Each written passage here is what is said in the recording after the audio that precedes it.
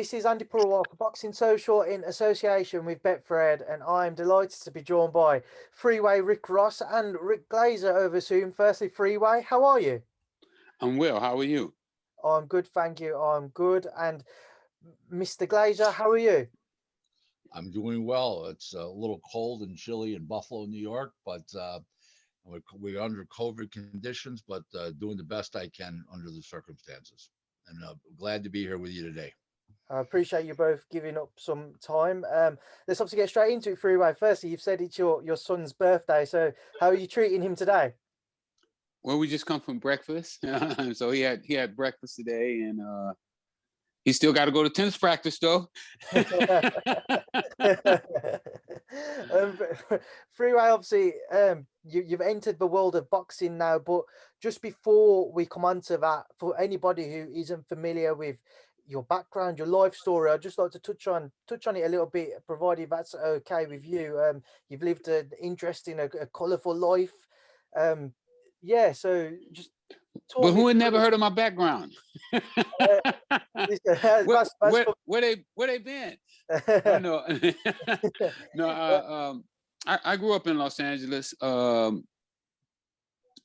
was trying to be a tennis player. I was pretty good all through high school, but I never learned how to read and write. So when it was time to go to college, like all my friends, I couldn't go. I couldn't get into college. So I found myself back in my neighborhood, where I grew up at. Tennis kind of kept me out of my community. It's like I slept there, but I wasn't really there because I would get up in the morning at 7 o'clock. I would get on a bus and I would catch a bus to this other part of town where there was no shooting, no gangs. And it was just like La La Land. Tennis to me was almost like La La Land. And when it all came down to a crash, it was like one of the worst days of my life. I didn't know what I was going to be doing with myself. And I was sitting on my mom's front porch, and one of my friends called me and he said, "Hey, I got the new thing." And to me, it was like heaven sent. I was like, "Oh my goodness, this is my calling. This is what I've been waiting for." And it was cocaine. He showed me cocaine for the first time. And I said to myself when I left his house that day, he gave me a $50 package of cocaine. And I said to myself that day that if what he's telling me is true, then I'm going to be rich. And I took that. I got beat out of that first one. I didn't get his money. But being myself is I had the strength and the love for him to call him and tell him what happened. And lo and behold, he didn't get mad at me. At least he didn't say he was mad at me. And a couple of days later, the guy who beat me out of it came back and bought some. And that was the beginning of my business. I went from that to, I had days that I made as much as $3 million in one day. And for the last 2 years, the prosecutor said I made at least $1 million a day. So I turned it into a pretty big business. I got arrested when I was 28 years old. I got a life sentence without the possibility of parole. While I was in prison, I was told that the way out of prison was through the law library. And I found out that the only way I could use the law library was to learn how to read and write, which was something that I had always been terrified of all my life. I classified myself as a dummy, an idiot, but a great athlete. But now my life was on the line. When your life is on the line, it's a whole different story. So I taught myself how to read and write. I found out that one of the problems that I had in school is that I wasn't paying attention.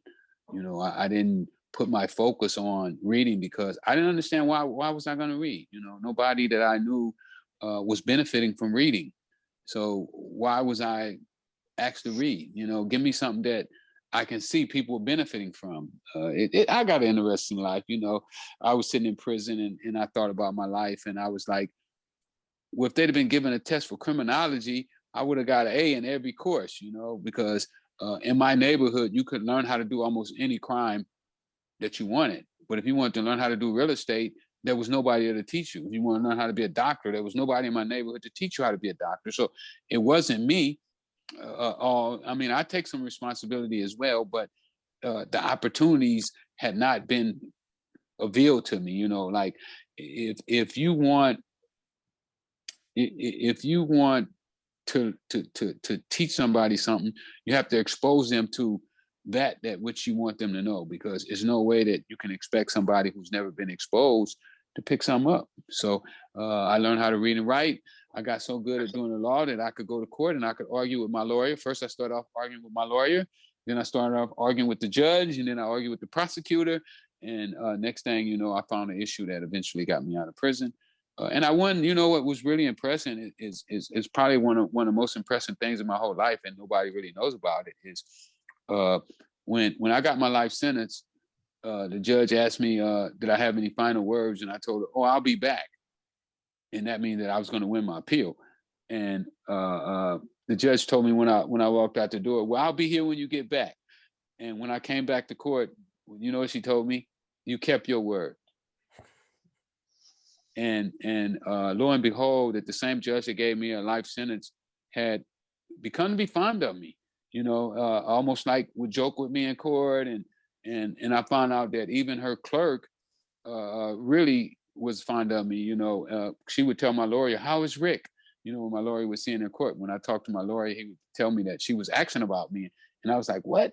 You know, so they had kind of like built up this little thing for me, because we got to know each other. You know, I mean, I'm in court for 6 years, you know, so it's not like a short term. You know, most people go to court 6, 7 months and they're done with it. But my case went on for over 6 years. So we got to know each other pretty good, and we become, and I would like to see the judge now. You know, I was thinking a couple of weeks ago, one of the things that would really be fun if me and her could sit down now that I've been out 13 years and my life is so different now, just to see what she thinks about my life now, you know,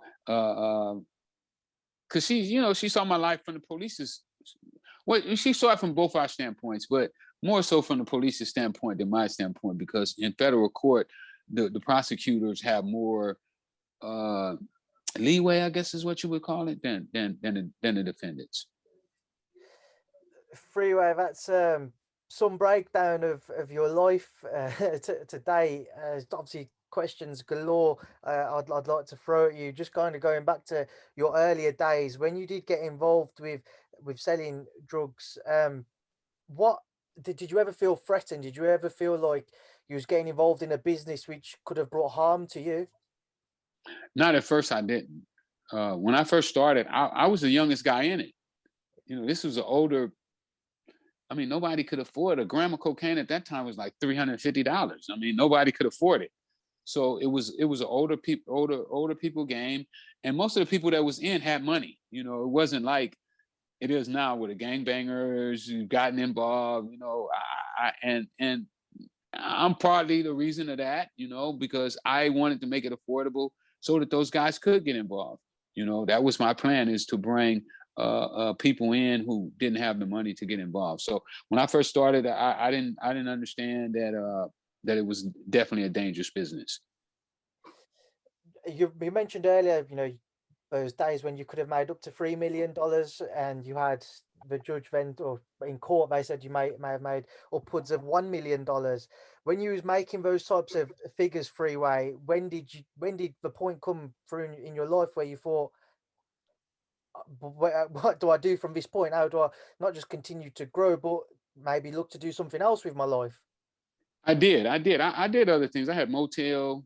When I got arrested, I was in process of building 3 more motels. I had one done. I had 30, 40 apartment buildings. I had about 7, 8 houses. I had a junkyard. I had a tennis shoe shop. I had a custom tire and wheel shop. I had a car wash. I had a beauty salon. But even with those businesses, what I found out about those businesses is that I didn't run any. I was only the financial backer, and I always put other people in places. So technically in my life, I've never failed. Not one time in my life did I know that I failed. So I had lots of other businesses. Music business, you know, a guy by the name of Otis Smith, who was the founder. He found Anita Baker, Bobby Womack. I gave him the money to do Anita Baker's first album. Freeway, one thing which I'm really interested by is you're very open, as I can tell, about just speaking about your entire life so far. Some people might feel like keeping certain parts of it locked away, whereas in your case, you're open to speaking about it. Talk to me, why do you feel so confident and comfortable in just opening up on the positive and then the more negative experiences you've had go on so far? Well, when you go to federal court, they drag your whole life through the system. So the only people who didn't know that I was going to court. And you know, I've been published in every newspaper in this country. I've been on the front page of LA Times, New York Times, Washington Post. So when these people investigate you the way I've been investigated, there's very few things that is not known about you. So my life is pretty much, and then, I had a documentary that was on Netflix for a year and a half. I had the #1 documentary on Netflix for a year and a half. So my life is pretty much an open book. And, I have 2 books out now. So it's I'm an open book. I don't have to hide anything. There's nothing I have to hide. And I'm not embarrassed of my past. That they ask me the question all the time, do I have any regrets? And one of the things that I tell people is that I don't have regrets, only lessons. A great way to look at life, Freeway, and that was going to be one of my questions. Any regrets, but clearly not. So when you was going through prison and then you was looking at, you were studying, you was becoming more literate, and you was looking at how to better your life. Was it difficult when you left prison not to get pulled back into the life you once had? Oh no! It's no way that I would sell cocaine or no hard drug. I would never do that again in my life. I think that's one of the dumbest things I ever did. Had I not gotten involved with cocaine, I probably would be Apple right now, or Microsoft, or one of those big companies. Because the thing I notice about myself is I can always get to the top. I mean, look, I went to go in boxing. Look who I wound up with, Rick Glazer. Come on. Who better could you get? I would take Rick Glazer over a Floyd Mayweather in his when he's just getting ready to be Floyd Mayweather, because I know with a guy like Rick Glazer, I can create multiple Floyd Mayweathers. I might have 10 Floyd Mayweathers, because I understand how to make the fighters people champs, and Rick Glazer know how to get great people who are going to be great fighters. So with that combination, it's like, wow. I mean, right now, I can hardly sleep at night. I'm like, how the fuck did you run into Rick Glazer? How did you just happen to bump into this guy? It's like unfucking believable. His wife tells me, one day me and him was on the phone, and his wife was like, Rick, you can't talk to him like that. He doesn't work for you. Rick Glazer she was telling Rick that he can't talk to me like that, but I'm glad that he takes that time out, and that he's so passionate about me getting it. Like sometimes I might miss a phone call, and he's like, you didn't make that phone call. And some people would get offended. Some people may not like you, but I don't get offended. Like I tell them when I left the prison, I left all those emotions in the prison. Mr. Glazer, will bring you into this, obviously, as he's just mentioned you there. Talk to me about working with Freeway. When you speak to him, what impresses you the most about what he wants to do in the sport of boxing? Well, when we first met, we shared so many of the same philosophies on life, business, culture, politics, everything, including boxing. And it was a thing that when we were talking, he was picking up things so fast, and I was gauging him because I kept going back to things, and he would repeat what I had already said earlier, and I remembered that really closely. And so he was remembering things that I said, and he was like a sponge. So that's the easiest guy to work with, a guy that's learning from you. If anybody's ignorant or stubborn or doesn't comprehend real well, that's the hardest guy to work with. So I found it a pleasure to work with. Another thing that really impressed me was he's so down to earth, humble. Examples were one big example was when we were out in San Antonio when we met. We had I believe we ate 8 times together over the course of 3 days. And we would be in restaurants that he'd never been in before. And we'd be minding our own business. And he'd take his mask off because he'd be sitting at the table, and people would walk up to him. Are you Rick Ross? Are you the real Rick? Are you the Freeway Rick Ross? Are you the real Rick Ross? And he'd say yes, and then he'd talk to them like they were his long lost best friend. He'd put his food down, he'd put his utensils down, and he talked to them like, like, Freeway, your food's getting cold. So the first time it happened, I said, Freeway, I says, geez, you're so open with people and stuff like that. He said, society gave me a second chance, and I appreciate everybody today. And I thought that was very humble of him. And I also feel that it's that mentality and way of thinking is rubbing off on me a little bit. And I'm giving more people more time on the phone than I did, where they just jump right off. And it's really, I think we're learning from each other. I think he's learning boxing from me, and I'm learning a lot of things about life and about people that I never looked at before. So we're what I call, we're a growing combination. Freeway, coming back to yourself, what is your ambition to achieve within the sport? What do you want to go on to do within boxing? I want to be the best. I want to be the best that ever did it. I mean, and I know those might be some hefty goals, but my mom always told me, shoot for the stars, you just might hit the moon. So, if I never become the best advisor in boxing, I'm going to be good at it. One of the things. Sorry, Mr. Glazer, back to you. I think I just slightly interrupted you. What was you going to say? One of the things that impressed me about Freeway was his standard of integrity, and how he felt about the boxers and how he wanted to conduct the company, and how he wanted to govern himself and myself. And I was very impressed. He loves boxing. He has a great respect and admiration for the athletes, the fighters themselves. And he told me that one of the things he liked about me, how straightforward I am. And yes. even if somebody didn't like me, they can't even come up with a reason. It's not like I screwed them. They just don't like my personality or how I am, because I'm so bold and upfront and straightforward with people. Most people used to be getting conned and gaffed and bullshitted, and I don't do that. But it's like and blow smoke up. They like smoke blowed up their butt. Right. Freeway emphasized to me that he wanted the highest standard of integrity. And I reminded him, we are in boxing. And he says, it doesn't matter. We can make a difference. And I was very impressed by that statement from him. So and what I like about Rick too is Rick have some of the same tendencies I do. We don't really do this for money. This is money. We're not money driven with what we do. It's the passion and the love of what we're doing.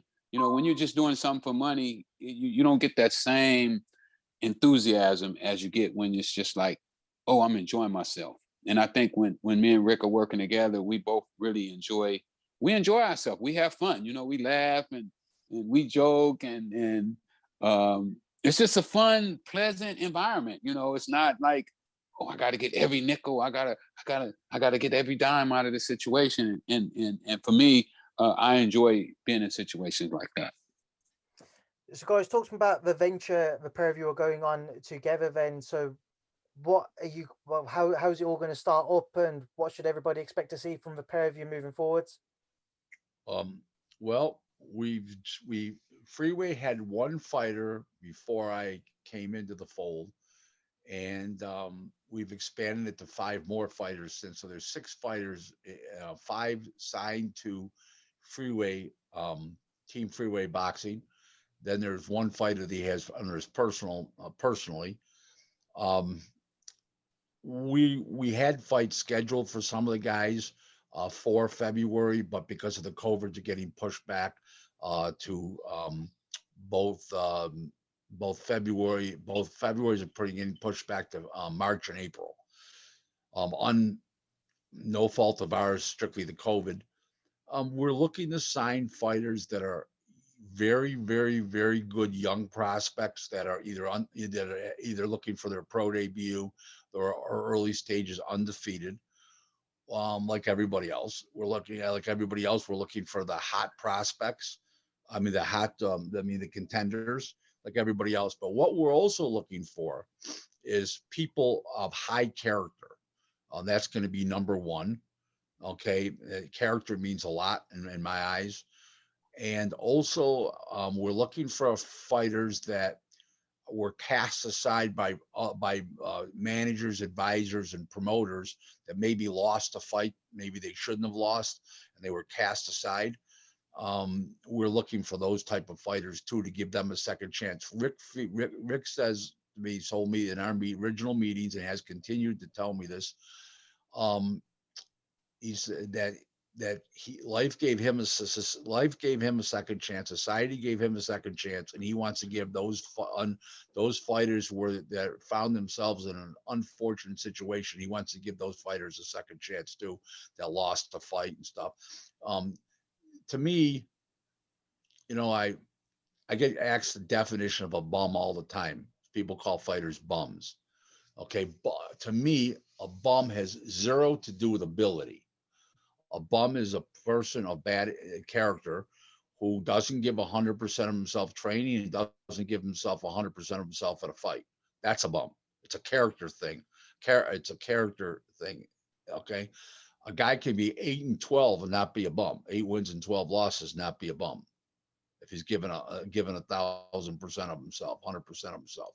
So Rick and I both agreed on that right early on. And we think so much alike, and it's almost uncanny. So I think it's I almost met my double in a way. My mental. Yeah, this guy knew me as soon as we sit down. This guy knew me. I mean, I've never seen anybody know me like Rick knew me.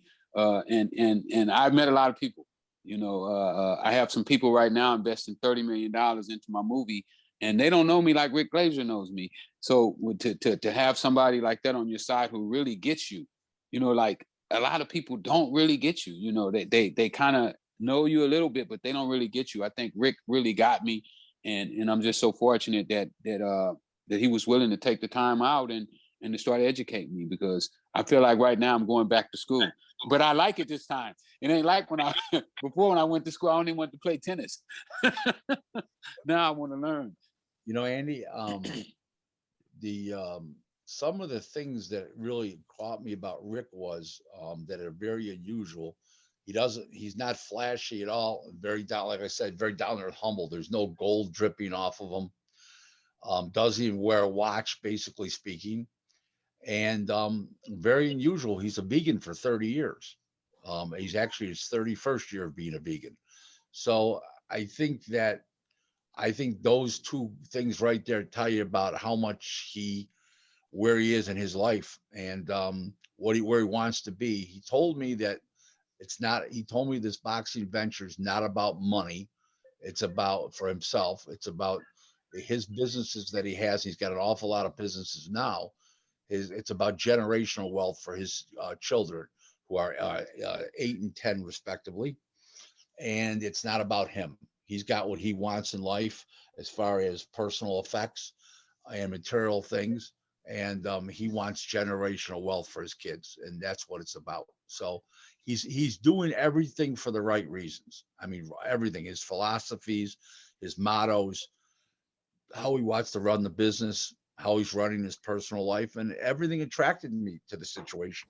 I mean, there wasn't anything that I was leery about or anything. It's 13 years of being living right for him now, since he's been out. And his saying, and I think you'll really appreciate this, his great saying, and I loved the saying when I heard it, was that was then, this is now. That was a lifetime ago. Now life's great. I mean, can't be better said than that. Would you agree? Yeah, 100%. Freeway, just want a kind of a simple question.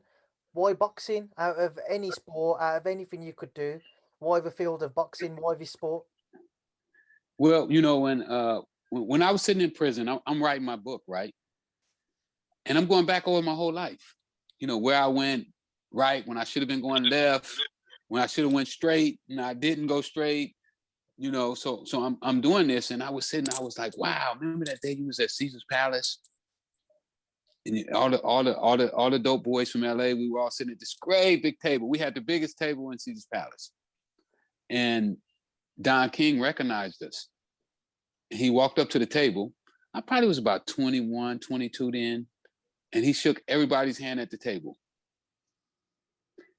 And so I'm sitting in prison. I was like, wow, what would have happened that day if you'd have told Don King that you had $3 million cash and you was willing to invest it in the boxing? Where would you be at today? And so after I thought about that, I started to read up on Don King, any magazine I could get, any book that I could find that he was in. And so I decided from that day, and I predicted this stuff.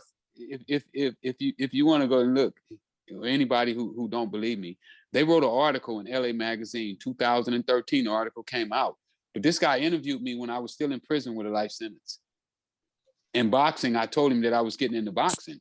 So I'm in the halfway house, and Rob G called me, and he's like, "Do you want to meet Floyd Mayweather?"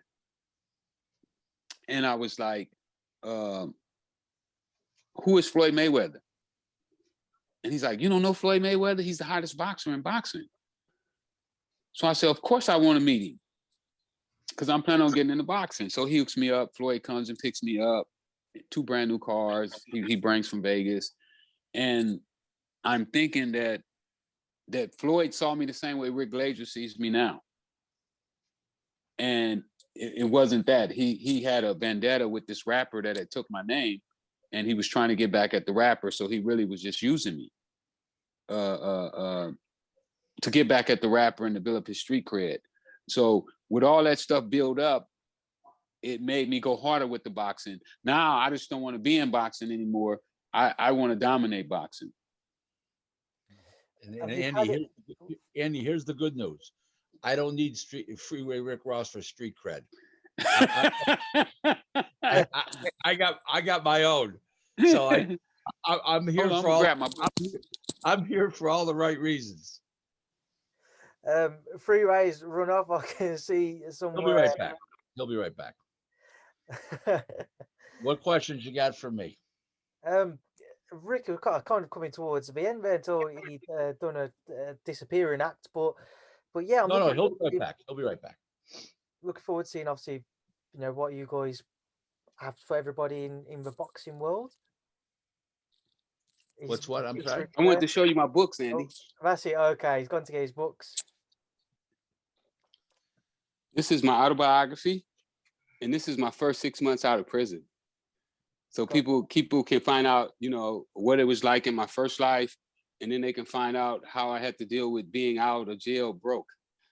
Because I was broke when I first got out. I got out with $200. Did you get a chance to see my documentary? I haven't seen it. No, I'll be honest. Oh my! Oh, I will do goodness. now. I will do. I promise. Listen.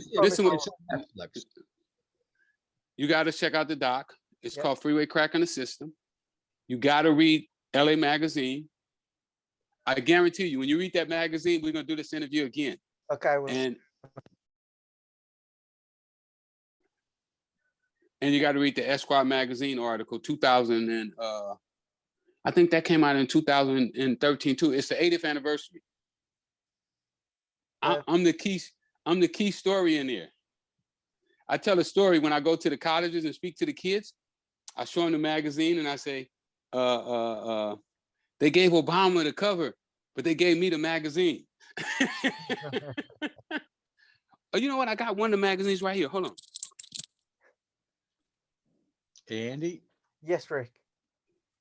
I think the company is going to have a 3-year trajectory to go to the top level in boxing with the other advisors and such and stuff like that. I think it's about 3 years it'll take to get there.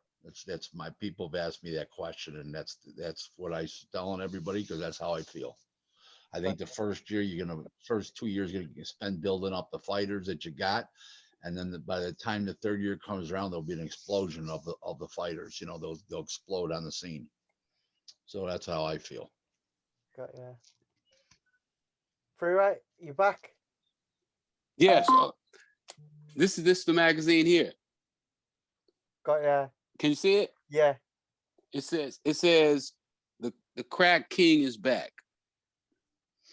Got ya. Right. I will definitely tune into it, and I'll get in touch with Mario so we can do another interview when I've watched it all and I've read the magazine. Yes, please. And they got some great pictures of me in here too. Let me show you a great picture. Freeway, when you look back over stuff like that, does it ever make you think of how different your life could have been if you'd have carried on down that route?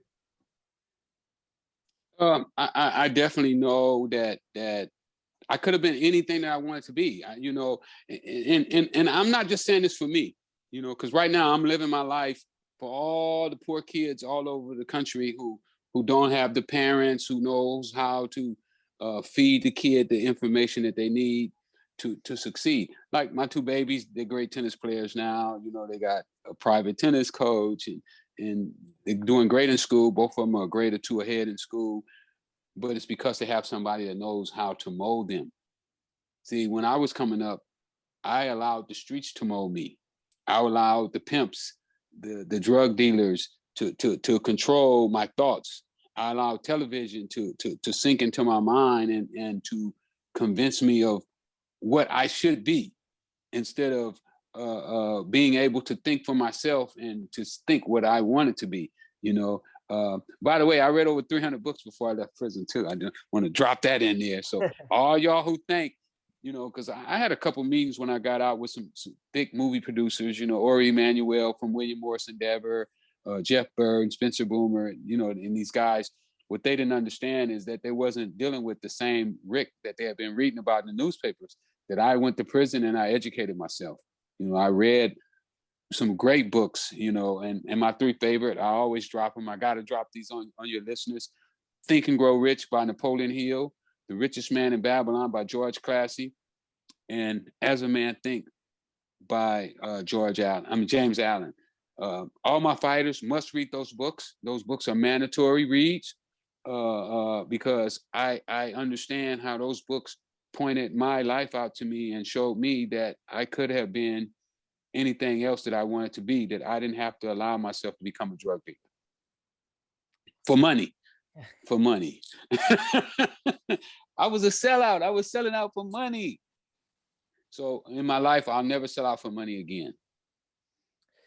Guys, it's been a pleasure to talk to you for what I'm sure will not be the last time, rather. I'm sure we'll catch up plenty of times moving forwards, and especially when I'm over in the States. But the time is running out on this Zoom meeting. I've only got a couple of minutes left, so I'll leave you now to both enjoy the rest of your day. Like I say, I appreciate both of your times. Thank you for speaking to me in Boxing Social. Thank you for having me. Thank you. Bye-bye now. Thank you, guys. Goodbye.